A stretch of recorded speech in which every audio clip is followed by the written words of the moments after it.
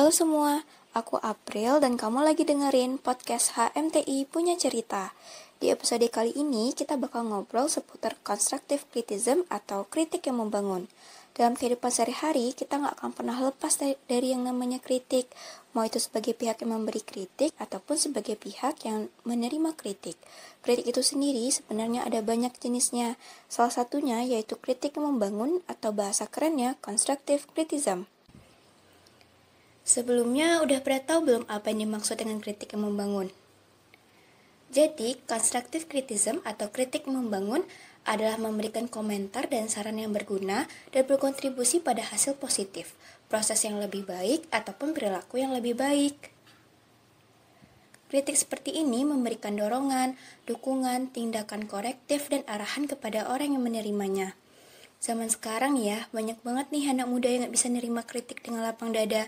Bahkan gak jarang juga kritikan dianggap sebagai suatu serangan untuk membuat mereka terpuruk.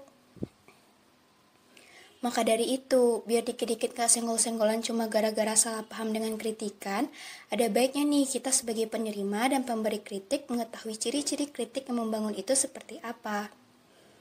Yang pertama, kritik membangun sangat mendetail dan spesifik. Secara umum, kritik membangun memang terdengar menyakitkan karena benar-benar menunjukkan segala kekurangan dan kesalahan yang kamu buat dengan sangat terperinci. Tapi sebenarnya tujuannya baik, karena dengan mengetahui kesalahan dan kekurangan yang kamu dari sudut pandang orang lain, kamu bisa lebih mawas diri dan dapat mengevaluasi diri untuk berkembang dan tidak mengulangi kesalahan yang sama. Yang kedua, kritik membangun terkesan objektif. Kritik yang membangun tidak didasarkan pada penilaian tentang individu yang dikritik, melainkan berdasarkan penilaian jujur dari apa yang dapat diamati. Kritik konstruktif mengesampingkan asumsi apapun dari kritikus tentang sikap atau motivasi individu yang dikritik.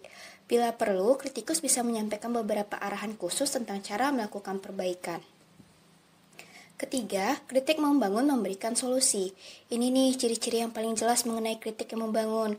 Soalnya, kritik yang membangun pastinya diiringi dengan nasihat yang bisa kita pertimbangkan untuk membuat diri kita menjadi pribadi yang lebih baik.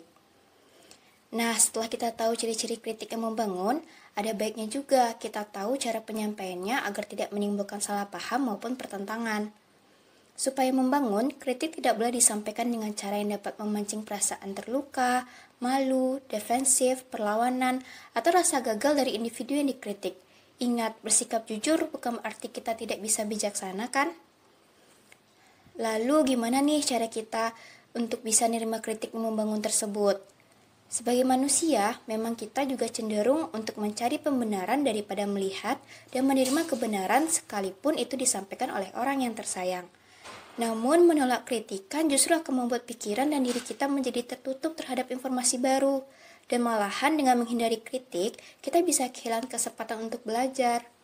Berterima kasihlah atas kejujuran orang yang sudah menyampaikan kritik. Sikap ini penting kita lakukan agar dapat menciptakan ruang dialog terbuka. Daripada menentang kritik, lebih baik merasa penasaran dan ajukan pertanyaan. Dengan menerima kritik, kita dapat berpikir kritis tentang kekuatan dan kekurangan yang kita miliki, yang membantu kita menghindari hasil negatif. Penerimaan positif atas setiap kritik yang disampaikan dapat menumbuhkan kepercayaan dari orang-orang di sekitar kita, sehingga bisa menciptakan kenyamanan dalam hubungan sosial. Nah, mungkin sekian dulu nih penjelasan tentang constructive criticism. Semoga bermanfaat ya.